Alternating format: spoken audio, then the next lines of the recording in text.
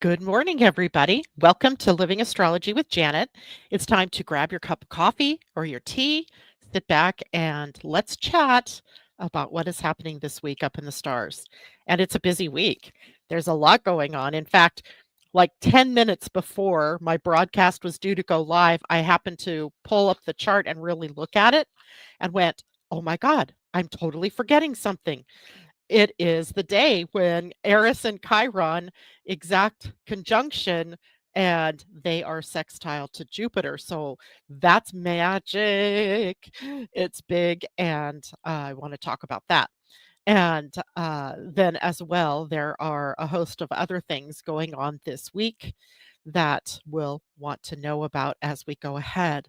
So, how is everybody out there doing?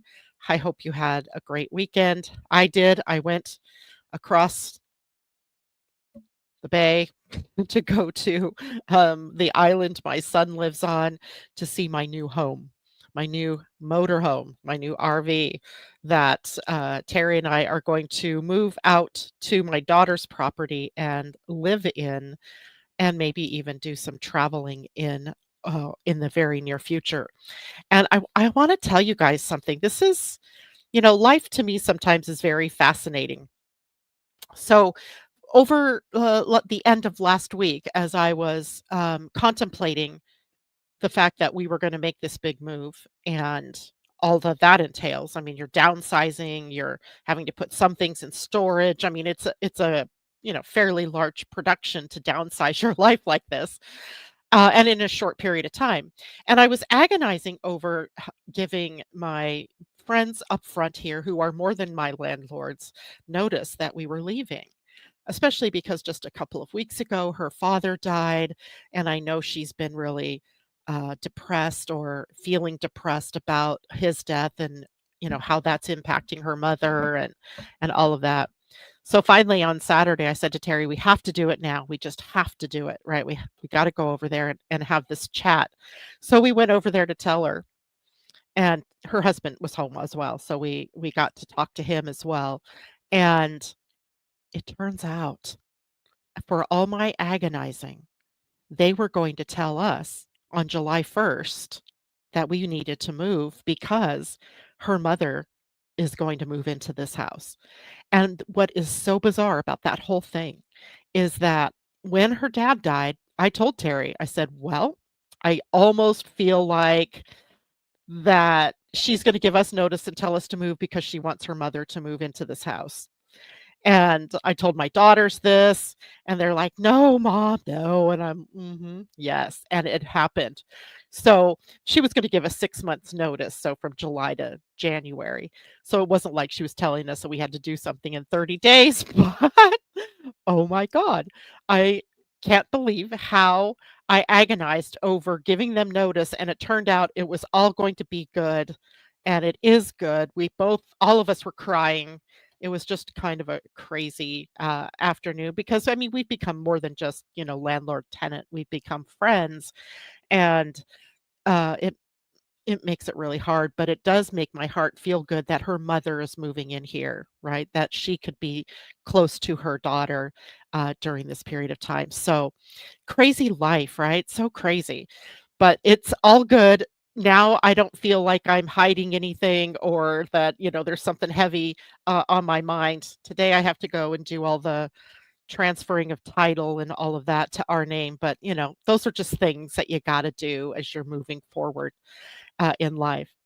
So, to the astrology of all of this, right? It was the day that the sun was conjunct Uranus, right? The day was the 17th. That was Saturday. This is living astrology, y'all. This is why I named my business what it was, because there was this surprise or this shock that was built into this whole idea of us having to move, right?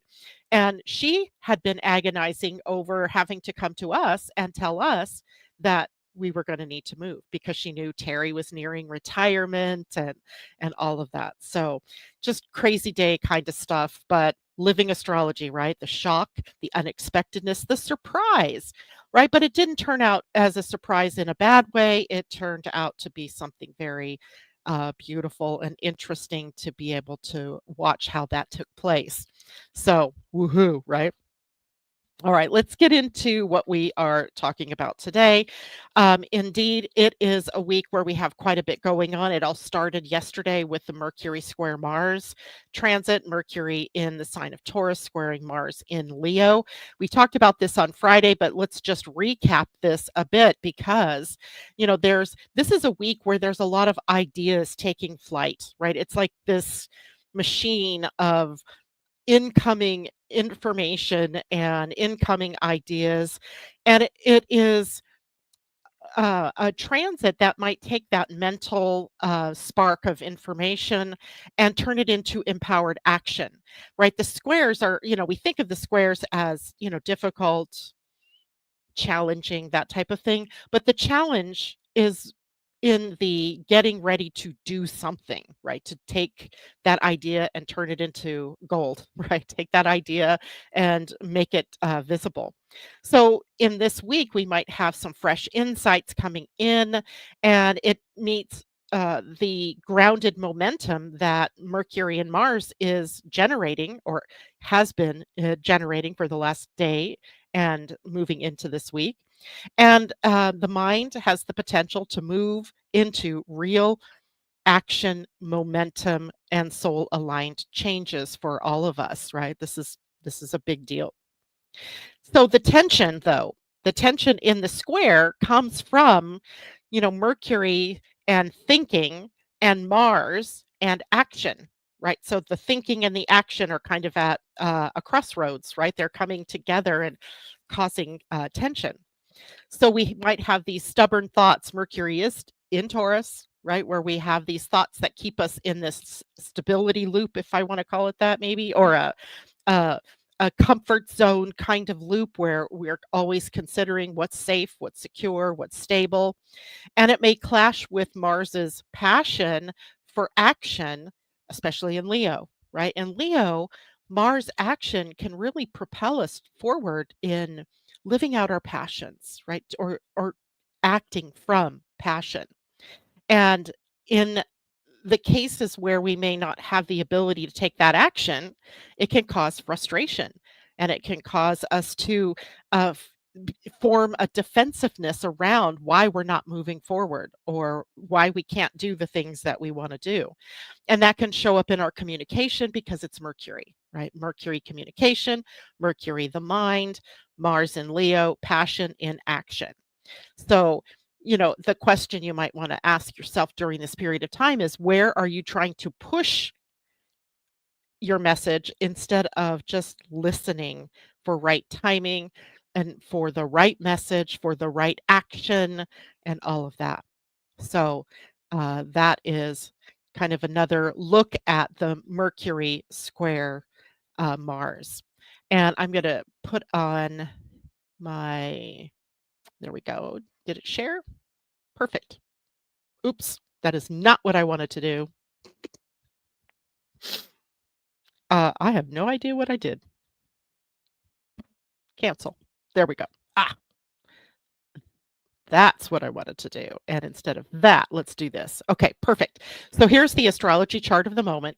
So what I do in the morning is I grab a chart from Astro, and you can do this at any time, right? You just go to their website, and on the right column of the website, you'll go down maybe, I don't know, a third of the way and it'll say chart of the moment. So if you ever want to know like what's happening in this moment because something bizarre happened in your life, and you could go to that and say, oh yeah, right now Saturn is squaring Mars or something, whatever it is, right?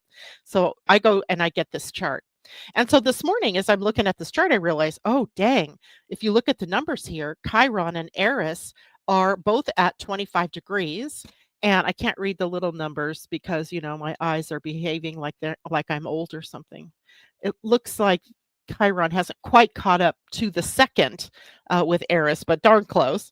And then I saw Jupiter also at 25 degrees. So that puts Aries energy here and Gemini energy here in a sextile. So we have the Eris Chiron conjunction in a sextile to Jupiter. So in your own personal astrology charts, find Aries, right? It looks like the ram's head here.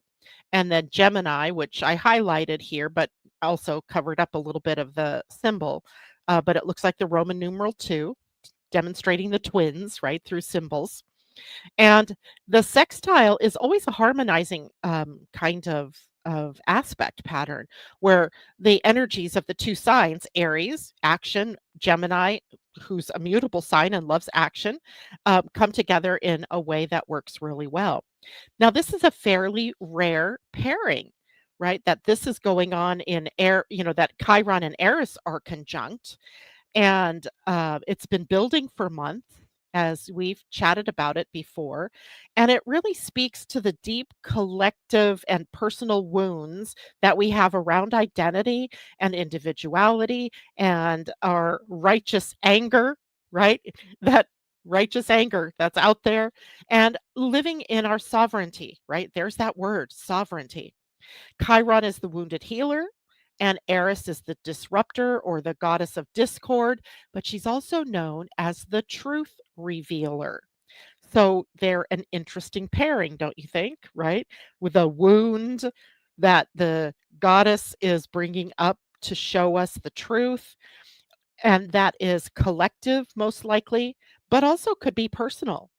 Right, so when you look at your own Aries, where is Aries in your chart? How funny, this lines up just like my own astrology chart does today with my rising in Cancer, but later, and that means that this is an Aries 10th house, and it's competing or, let's say, applying and trying to harmonize the hidden aspect here of Jupiter in a 12th house. So look at your own chart. Where is this going on? Look at what those houses mean, because those houses tell you the area of your life that's being impacted. And what's funny, and this is personal and it might be TMI, but I have really been struggling because this is like my own chart right now, right? This is looking like my own chart. I've been struggling with this idea of why is my voice not gaining traction, right? And this is again TMI personal, but I threw out that idea of membership and so far only have 8 members. Like, where are all the people? And why I put out all these broadcasts, I put out all this written material, and where are all the people? Right? Somebody like a Pam Gregory puts it out and gets 10,000 hits, and I put one out and I have 45. And I've been doing this for I don't know, 20 years, not caring really about numbers, but suddenly I'm finding like, oh, wow, I have got to figure out, is this worth my time? Is this worth my effort? And should I keep going? Should I not? And you guys might be feeling something like this, but in different areas of your chart, right? Is this something I want to continue doing? Is this something that is worth my time? Because what we're doing together here is having to confront places where we've been silenced or unseen or pushed to the margins, right? Pushed out to the sides, and how suppressed pain around that can morph into rebellion, or it could morph into creative fire. Like in my case, rebellion would be say, F it all, I'm done, see you later, bye, and shut down everything. Or can I take that anxiousness that I feel about that and turn it into some kind of creative fire? So this is the pain of not being allowed to be who you truly are, whether that's from pressure outside of you, like somebody outside of you causing you not to be able, or in your mind thinking that they are pressuring you not to be who you want to be, or is it coming from inside? If it's coming from inside, then that is a wound. You can tie that. There's this thread that we can tie to the moon, right? Or to the moon, tie to we could tie it to the moon, I suppose, but we could tie it to the things that need to be changed from the inside out, right? So, and then reclaim your truth. So whatever houses this is going in, it's an interesting time. And then in the sextile to Jupiter in Gemini, remember Jupiter is a planet of growth and expansion. And it is also a planet that magnifies or amplifies the energy. So if you're frustrated or you're angry, that can be what's being amplified. If you're in a creative path or a creative role, if you're on a creative role, that can be what's amplified. So Jupiter is the amplifier in Gemini. He is amplifying the message, the mind, the thought processes, and travel perhaps, and all of those little things that Gemini brings up. So Jupiter in Gemini brings up the storyteller and the connector and the bridge builder. And it really ties us to what is the story? What story are you telling? Is it truth?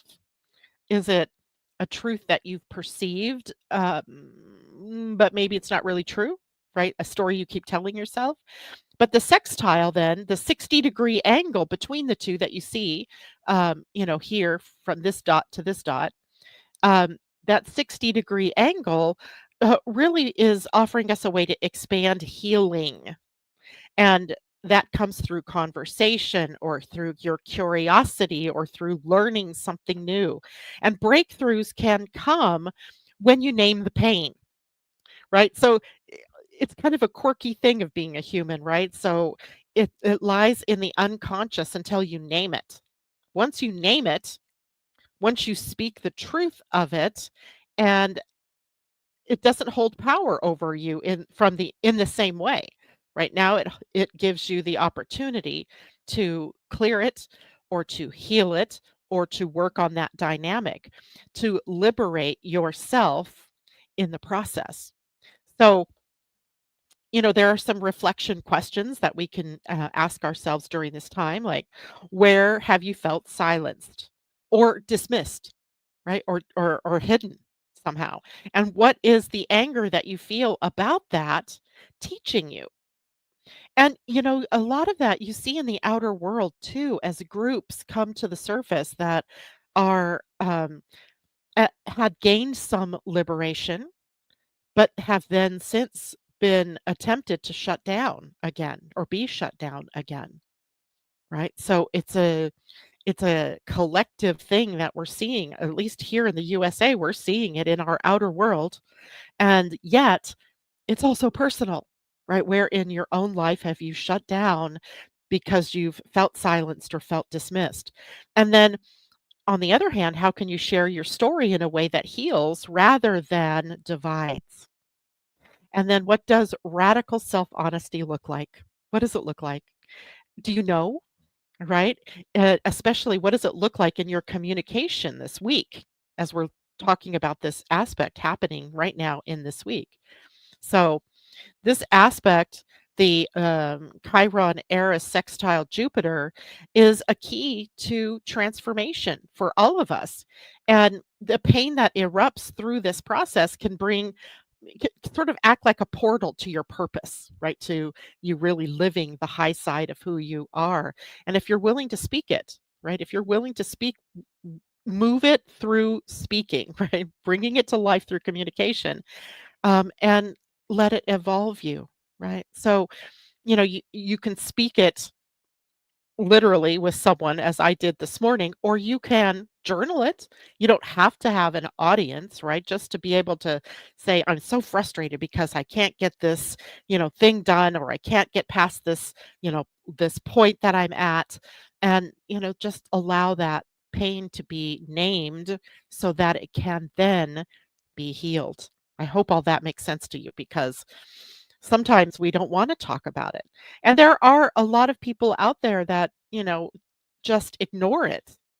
But to ignore the pain or the wound means it's going to keep coming up.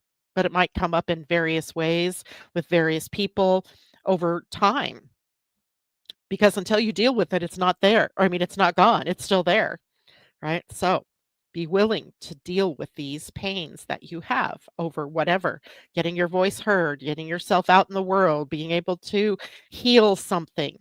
And it needs radical self honesty, I think, this week for all of us to be able to move through this in a powerfully positive way. And by the way, looking at the pain or looking at the wound, that is not negative. If you don't look at this wound, if you don't acknowledge that there is this wound, you cannot heal it, right? You have to be able to move through it by naming it, seeing it, feeling it, ugh, right? Feeling it and letting it be healed. All right. Now, what else? Tuesday, May 20th, we have this day of transition as the sun moves out of Taurus and into the sign of Gemini.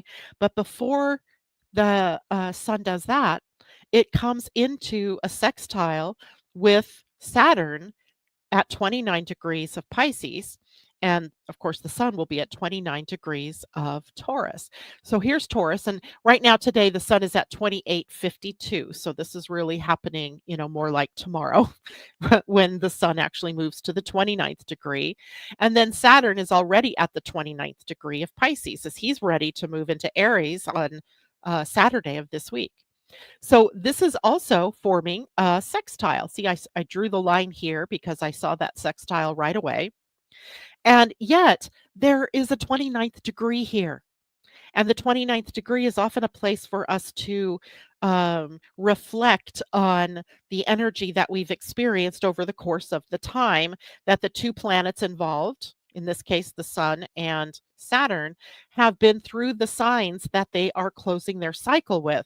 So the Sun's cycle through Taurus and Saturn's cycle a little longer, 2.5 years, almost 3 years this time, through the sign of Pisces.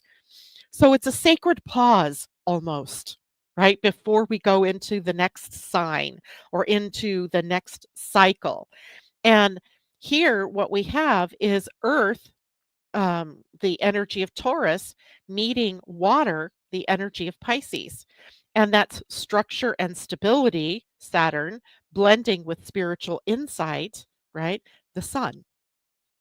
And all at the closing aspect of these two planets, at least as they relate to these two signs. And what are you finishing? What are you solidifying? What's coming into concrete, real life? And what are you committing to before the sun moves on to Gemini and Saturn moves on into Aries? So tomorrow, the 20th, would be kind of an excellent day for grounding in a vision. How do you see this next period of time working out for you or rolling out for you? And that would be when the sun is in Gemini and Saturn is in Aries, right? How do you see that going on? But it's also a time for making soul aligned decisions, right? Doing things from the inner you, the real you, not from some, conditioned self, but from the real you. How do you ground that in? And at the 29th degree, we kind of get to look back over the course of time and to see the things that we've learned. What spiritual lessons have you learned while Saturn's been in Pisces? What have you learned about imagination and how you bring ideas into life? What have you learned about how to stabilize your creations once you birth them? So, and how is it that, you what forms your spiritual grounding, right? What is that? What's your spiritual practice? That type of thing. And now we have later in the day tomorrow, the sun moving into Gemini, and I believe that happens at 2:55 p.m. In Eastern Standard or Eastern Daylight Time. So that'll put it at like 11:56 a.m. for those of us on the West Coast. So it is a day of transition. A new solar chapter begins, if you will. And in Gemini, it brings us this curiosity, right? The wanting to know more. That's what drives me as a Gemini. I need to know more. And I want to look at all of the facets of something, right? I want to be able to give you guys all of the details about something because, it might be playing out for you in a different way than it's playing out for the next door person, that type of thing. It's also a time for playful thinking. Gemini is one of the younger, youthful signs of the zodiac, along with Aries, right? This is energy that is uh, playful in its thinking, witty in its drawing, different ideas together. It is about communication, obviously, and storytelling is a part of that.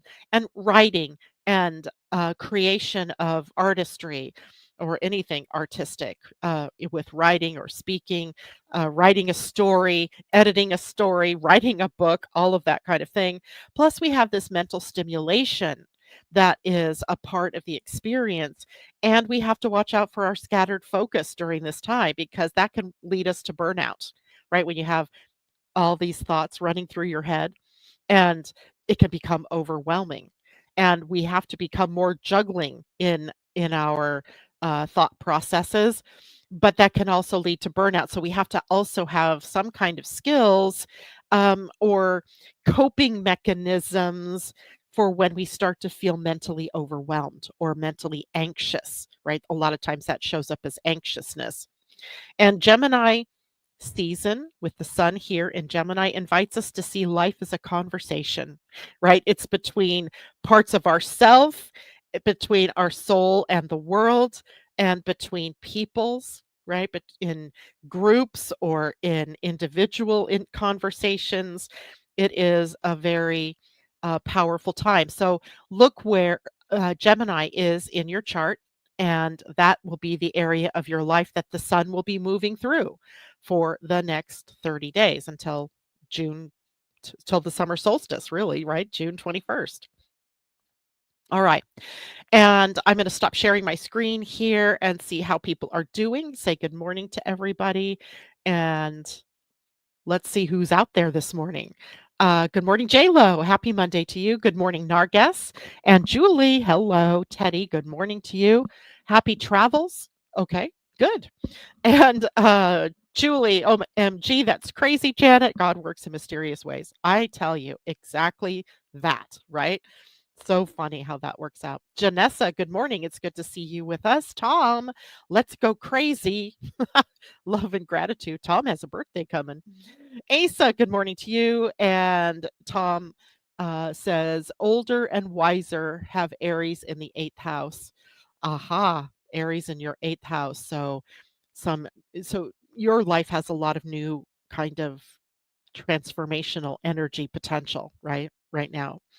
And good morning, Catherine Worcester. Good to see you. And Joan Durchie, good morning. Happy Monday to you as well.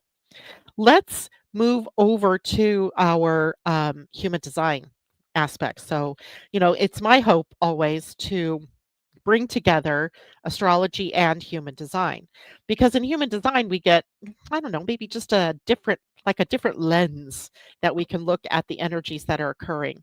And what we have coming up next is a new human design week. Now that won't be until the 21st, or excuse me, the 22nd. No, it's the 21st, May 21st through 26th. So on Wednesday, we start this new week. And remember I was saying about how all of this Gemini energy can start to create a feeling of anxiety or overwhelm, scattering our focus and things like that when you got too much going on, right? And all of us need to be watchful for that. Even if you're a Gemini, you need to be watchful for that, because you can still get overwhelmed by all the things that are going through your head. And on top of that, the Human Design Week that begins on the 21st puts the sun in the gate 20 and the earth in the gate 34, which forms the archetypal channel of the energy for the manifesting generator. So a manifesting generator, we're going to go into that a little bit more in a minute, is a juggler, right? They are juggling different ideas and different things and different opportunities. And it tends to, come out, one time, and manifesting generators have to decide, well, which of these ideas am I going to act on? And they're consummate jugglers in terms of working on different projects and so forth. They can, do a whole lot of managing because they can hopscotch around. They don't have to do anything in a straight line. For them, it's I'm over here, then I'm over there, then I'm over there. Now, every one of us is going to have that manifesting generator channel defined. So even if you're a reflector or a projector or a manifester, you are suddenly going to have access to a lot of energy, a lot of activity, a lot of mind energy, and a lot of, like spaghetti throwing when lots of ideas pop in. And now, which one do I take action on? And, for the three that I just mentioned, reflector, projector, and manifester, it can mean that you get burned out, right? You can lead yourself down this path of burnout this week very easily. So you want to be very aware of this as time goes on. So let's take a look at what the chart looks like. I'll bring it up to the screen. All right, so here we have the sun at gate 20, and the 20 is on the throat center. Now, it's called the gate of patience in quantum human design, but it is also a gate that really is about um, living in the now. And how is it that what actions do we take in the now? What do we say in the now? What do we do in the now? And it's by energy being generated from the 34, which is the gate of power. And this is where the earth will be sitting. So this particular, right angled channel is the archetypal energy for a manifesting generator. When it's very easy to spot a manifesting generator in a human design body graph, because if you see that right angle, they're there. That's what they are. Of course, that's not the only way that a manifesting generator can be a manifesting generator, right? There are other ways. As long as we got a motor going to the throat, we have 4 motors here. If one of these motors gets to the throat, it's a manifesting generator chart. But when we see this motor going to the throat through this channel, it is the archetype of the manifesting generator. Now, the theme, of course, is about presence in the now, right? What is going on in this moment? When we look at this through the gene keys, we see the shadow energy here, superficiality, right? Speaking before you're aligned, right? It's on the throat, and reacting without grounding, right? Taking action or getting even a conversation going that you're not ready for, that hasn't been grounded yet, right? Or hasn't been thought through. In the gift level, we have self assurance, right? Knowing what it is that you're going to say and how it is that you're going to say it, and being prepared. It's confidence that's born from presence, from being in this now moment. And in the city, the highest expression, it is presence, right? It's timeless awareness. It is wisdom that's transmitted through stillness, and this is where patience really comes in, right? In the human design aspect, patience is what we need in order to keep ourselves aligned with the awareness of the timeless nature of the message, or the understanding of all the parts of what it is that you need to talk about. So in gate 20, right timing cannot be forced, right? The right timing to speak, as we've talked about many times, the right time to speak is when it's invited out of you, right? When somebody, oh, it could be as easy as this. You're in a group of people and everybody's having a conversation about XYZ, and you suddenly go, oh, it's my time to participate in this conversation because I hold a piece of this wisdom. And you share it with that invitation, because life is actually acting as the invitation there. The conversation is acting as the invitation. Or when somebody literally comes to you and says, hey, what are you thinking about here? What do you think about this idea? And you share your wisdom.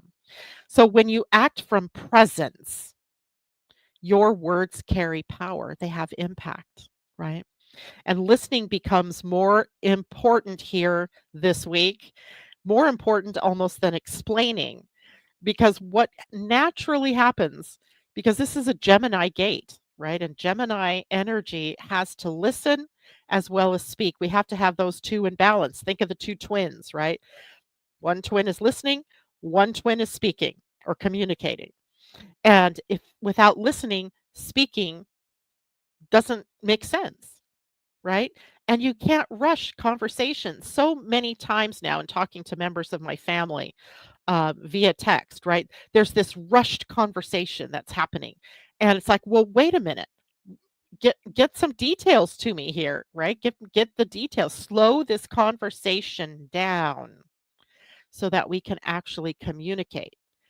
And it's difficult with text messages or emails because you can't hear anything, right? It's not a listening thing.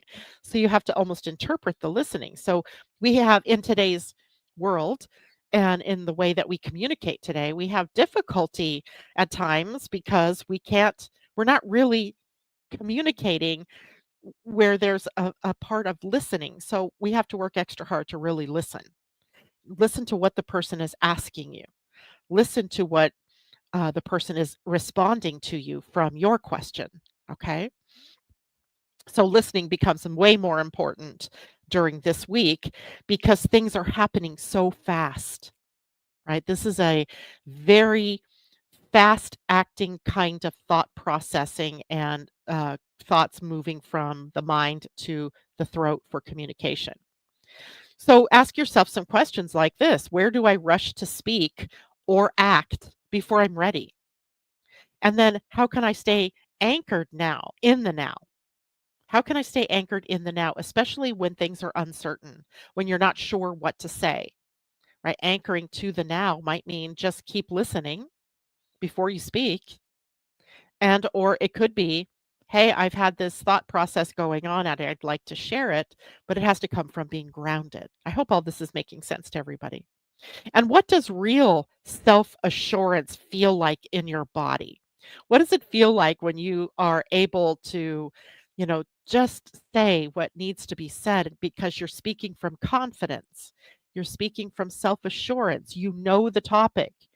You're not just repeating some crazy wild facts, the figures and info that you heard somewhere. You're actually speaking from a power position. Gate 34 is the power position. It's the sacral. It's what's grounding you. Okay. And Earth in this gate also says that empowered action comes from the body's knowing. And the body always knows when it's aligned, right? Because you feel good in your body, right? You feel that alignment. And the shadow of the gate 34 is the tell here because it's force, right? It's overexerting or trying to control outcomes or trying too hard, right? Or pushing your words or pushing your actions. So the shadow is force, the gift is strength. And the strength is about moving when it's aligned, not urgent. It's not, oh my God, I've got to hurry up or I'm going to miss the boat. It's, ah, now is the right time to take action. Now is the right time to speak. It doesn't come from the forcing. It comes from the strength of knowing that you're in the moment, that you're present in the moment. And in the highest expression, you guys are going to love this word, majesty. It's divine energy in motion, and it's sovereign, and it's unshaken. It's truth in action, your truth in action, right? It comes from a completely different place. It comes from strength turning into majesty, right? So, gate 34, by the way, here is the raw life force. The whole sacral resonates with life force energy, vitality, right? And in the gate 34 power, that must serve alignment.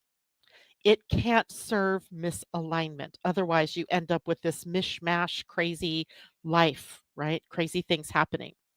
So power that has to serve alignment. And when it's paired with the gate 20 this week, it does, right? From the 21st through the 26th, it becomes a sort of master class for all of us in embodied timing. What does it feel like in your body when the timing is right? And going back to the story I told in the beginning of the broadcast this morning about taking my notice that I'm leaving this house to my landlord, I was fretting the whole time, but that was coming from my mind, right? That was coming from my emotions, afraid of, the reaction from that person. But my body knew it was the timing. The timing was right. I had to do it. It moved my feet out the door to go and have that conversation. So your body always knows. But we have been conditioned to trust our mind rather than our bodies, right? But this is embodied wisdom. Okay. And it's power that's rooted in presence and it's unstoppable and it's peaceful, right? This isn't an energy that feels chaotic or confrontational, right? It just has a certain peace about it. The message that you have to portray may not be peaceful, but everything in your body says this is the message that must be delivered, or this is the thing that must be done. Okay. So ask yourself where you're using force instead of flow in your life. Where's that popping up? And can you wait until the energy just rises up naturally? Can you be patient, right? 20, patience, and take action when it's the right timing and not before, right? And then how does it feel when power and presence meet? How does that really feel in your body? Do you have an experience that you can think of in your own life where those things met and everything worked, right? Everything felt good. Everything felt right, right? Even if it was a difficult situation, the timing was right, the messaging was right. You felt good about taking that action. And it could be along many different areas of your life. Okay. Now, if we interweave these two gates, the 20 and the 34, we have presence activated power, right? Your presence activates the power. Gate 20 says, be still and listen. And the gate 34 responds, move when the body says yes. And together they create this channel of charisma in traditional human design. And it's perfect for this week's theme because this week's theme astrologically is all about ideas becoming action, right? Ideas taking flight, ideas moving us forward in some way. So this is about being rooted in alignment and trusting the rhythm of the now and taking action or speaking in that rhythm. So kind of cool. Let's see, people. How are you doing out there? Do you guys have questions about this? Uh, Asa, good morning. Gayla, good morning. All right, no questions. So if you do, type them in. I'll take a look at them. And let's move on to other things that are going on this week. By the way, what time is it? Oh, good. We still have time. That's always nice. I was so in the flow of timing that I didn't even know how much time I've been using. So let's go to Thursday, the 22nd, where we have Venus in Aries, trine Mars in Leo. So now we have fire and we have flow. This is fire and flowing energy. It is the divine lovers, right? They're in this dance in fire signs, Venus and Aries. And that is happening earlier in the day. So it kind of makes the whole day resonant with this sort of energy. And this is passion, Venus, courage, passion, Mars, too, right? These are the two primal creative forces coming together with passion and courage, and that equals confidence, right? So we have confidence. And isn't that helpful to have that transit going right as the week kicks off, where we need that confidence in our timing and in our words or in our actions so that we can use the manifesting generator energy in a positive way. Um,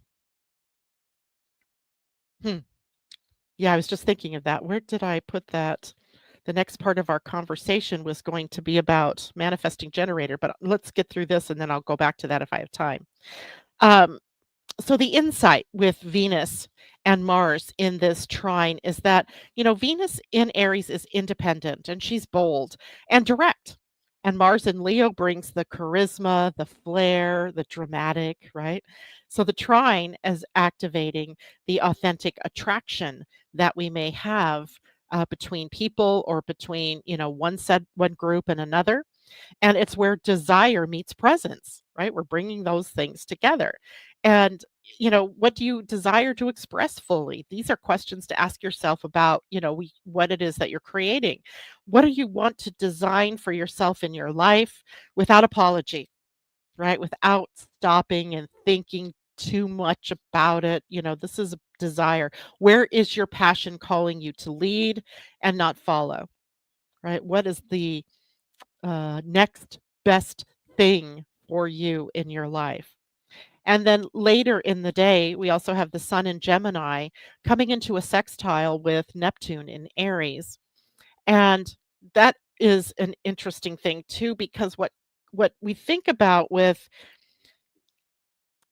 this kind of combo, right? Sun in Gemini being this bright light, Neptune in Aries now being this very spiritual fire kind of energy, and we're linking these two together. So we have this visionary force that is joining with the spiritual fire, and coming together in a very positive way. This is the first time that the Sun, in Gemini is sextile Neptune in Aries, right? So this is like a harbinger of something. So I think about that aspect. And, if we have this visionary mind meeting fire, what is it you could create? Like, what would be the new idea that's birthed, or the new place that you're going, the new thing that you're talking about? And that means this is going to be an aspect that really is ideal for writing, or for spiritual study, or for tuning into your intuition and determining your next steps. But there's a danger, right? In any aspect, of course, even if it's a sextile, there's always the opposite side. And the danger here is escapism or confusion. Right? What do I do? I don't know what to do. Where am I going? I don't know. What do I do first? What comes next? What comes third?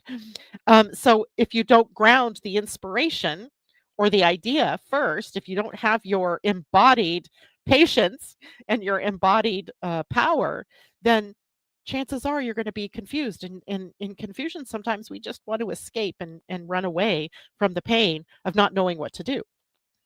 So balance dreaming and doing, and let your imagination lead you toward aligned action, or to the possibilities of the action that you want to take.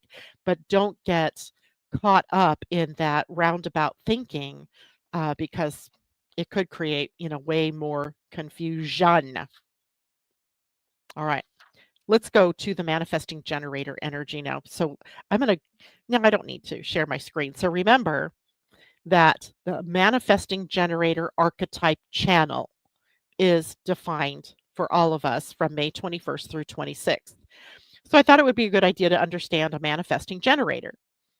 And a manifesting generator is a hybrid type, right? It's a hybrid between the vitality of the generator and the initiating power of the manifester. So we bring them together, right? Initiating power and vitality. And this type is fast moving, it's multi-talented, it is multitasking. It is a type that's built for efficiency, because it's able to pivot, adapt, change, execute a plan with impressive speed when they are aligned, right? If I have a manifesting generator daughter, and she is a sight to behold, while I'm still lagging behind, I'm the generator. I'm still like, wait, are we sure that's what we want to do? And she's like, let's just do it. Let's just do it. So the core traits of a manifesting generator, that they have big energy and big drive. Now, I'm telling you this because this is how all of you are going to feel as we move into this week, right? This is energy that you're experiencing as well. And the big energy and the drive is sourced from the sacral center, right? The most powerful engine in human design, the most powerful center in your human design. And the energy of the manifesting generator are multitasking energies that often skip steps or move faster than others move, right? They just want to get going. They just want to go, right?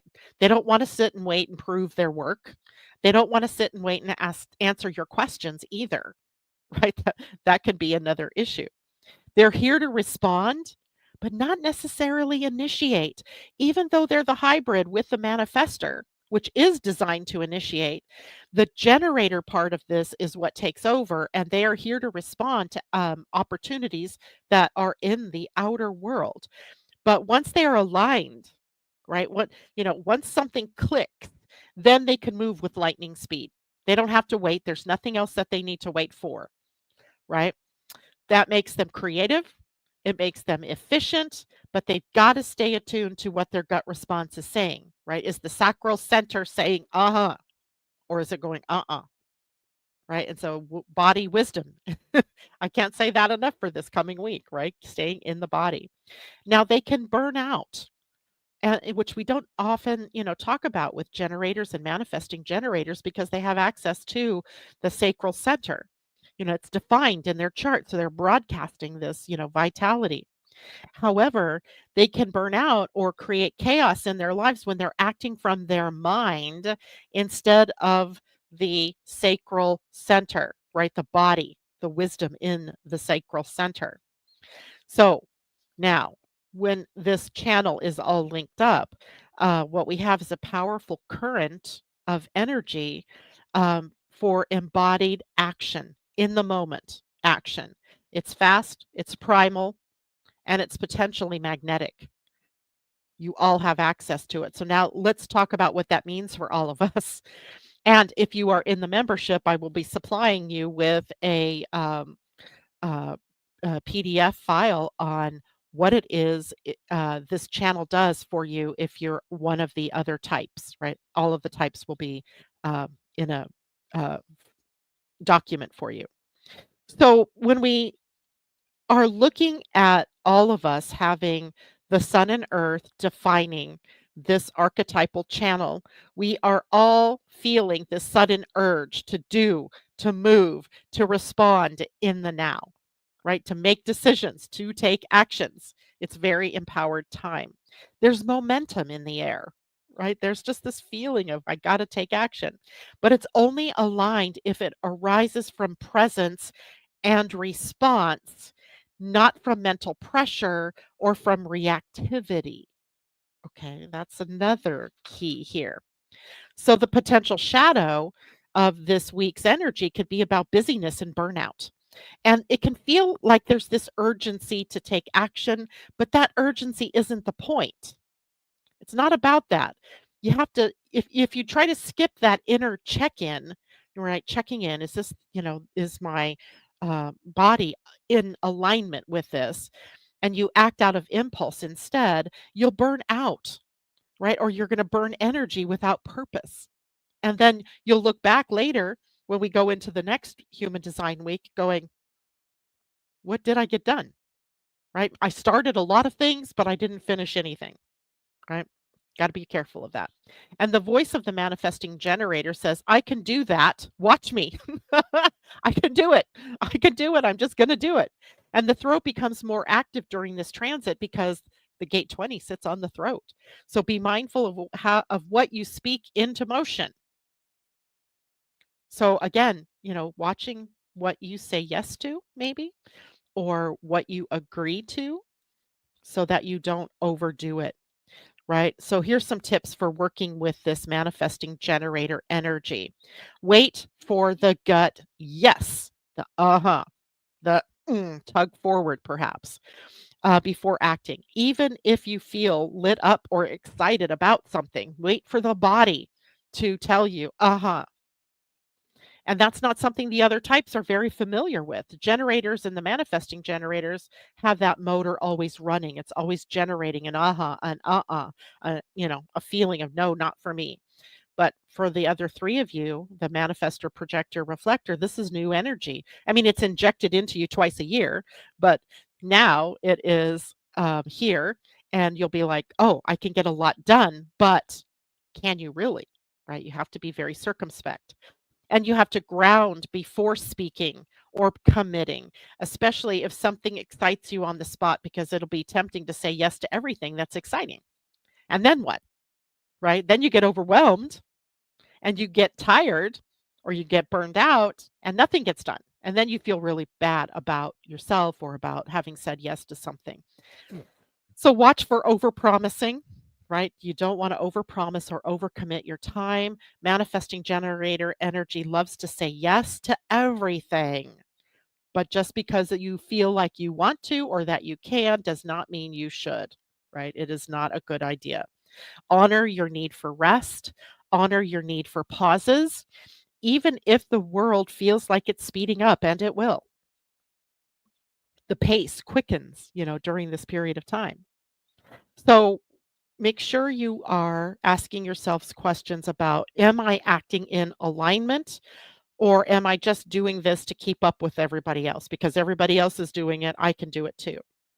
And what is your body saying yes to, right? And what does it resist saying yes to, right? We always have the opposite side of the coin too. Where are you resisting taking action or going forward?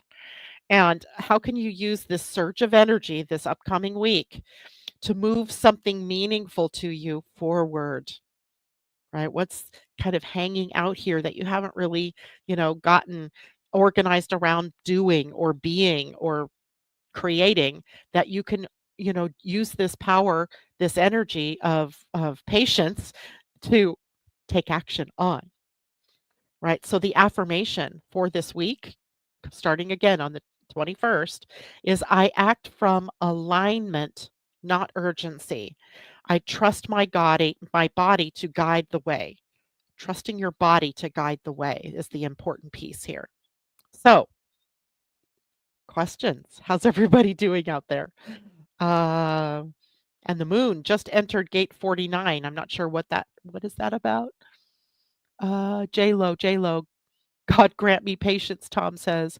J Lo, there you are. I'm waiting patiently. 2034s are your uh, personality nodes. Must be, are both at the same? No, they can't be at the same, are they? Then the story of my life. Oh, I've been getting those strong no's to many things. Good, right? Because, we all, I don't know, are we artificially or somehow conditioned, to say yes? I used to have a friend that would say, I only want to be with people who say yes to everything. Well, I'm sorry, but that that leads people to burnout or to say yes and commit themselves to things that aren't sustainable. So in a way, we have to sustain our energy. Saying yes to everything is not sustainable. So what are you saying yes to? And by corollary, what are you saying no to? Right? What are you saying no to? Are you saying no just because? Right? Because you didn't sit with that and really feel into your body? Is it a real genuine no? Or is it just a no because I think I don't have time? Or is it a no because I truly am not aligned with that thing or that person or that project? Right? And only you will know. Right? But this can be really good energy. It can just also run you over. So be wise about how you use your energy. Now, announcement. Remember, tomorrow or Wednesday at 12 noon is the Energy Almanac webinar on Saturn in Aries. And this is a big deal, guys. Saturn in Aries and the Saturn in Aries meeting up with Neptune. So this is big. And it is a webinar that is supporting of the Energy Almanac, which I am now an owner of, a part owner, a shared owner. And so I would really like it if you all try to attend that webinar. And even if you can't attend live, you can attend or you can get the recording of it and watch it later. It's a $22 webinar and it is available on, you could go to my website and find that, or you can go to Choose Big Change, which is Tam's website, and you can find that. There was a problem over the weekend with somehow it charging shipping. If it tries to charge you shipping, just go ahead and purchase that. We'll return the shipping fee, or let me know and I can do that through PayPal for you instead. We're not sure what the problem is. It's a glitch in the system. So there we have that. And on Friday, we will also take a look at the weekend changes. The weekend also seems quite activated because we've got Saturn moving into Aries.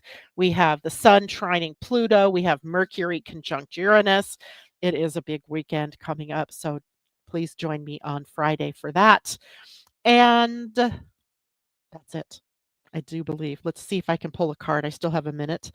Um, I eyeballed this deck earlier this morning. This is the Animal Elders deck. And who did this? Asha Frost. Let's see what what animal elder holds wisdom for us for this upcoming week. And JLo says, yes, I have 20 in her south node and 34 in your north node. So this is, power in the north node versus, acting out of the wrong timing in your south node. Ooh, I have Elder Crane, and it says, hold the vision. It is card number 12, and 12 is a 3. 3 is a very creative number, but it also has a tendency to scatter energy. So let's see what the wisdom is of the Elder Crane. And it says, as one of the oldest living birds on this planet, the crane carries the medicine of longevity and ancient wisdom. This elder is here to remind you that you are here for the long game. Success doesn't always happen overnight, and you are being called to practice unwavering determination. Is there a project or creation that hasn't quite lifted off the ground? Is there a vision in your heart that hasn't manifested into reality yet?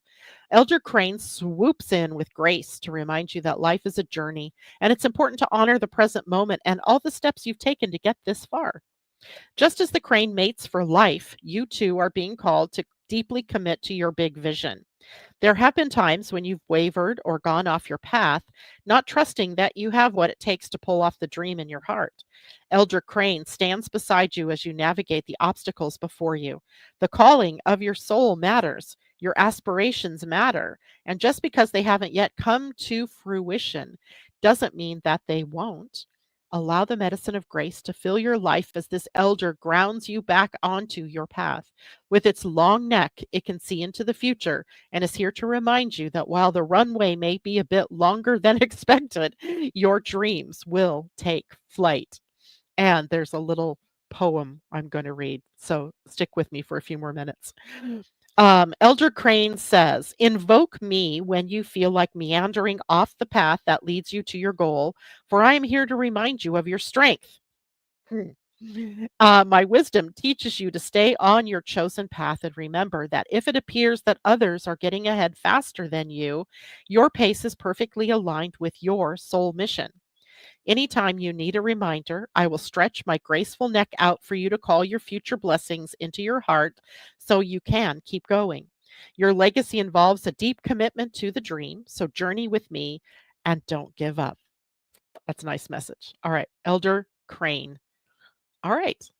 So that is it for me this morning. Thank you so much for joining me. I will see you on Friday, or hopefully, I will see some of you on Wednesday, the 22nd, for the Saturn in Aries live webinar.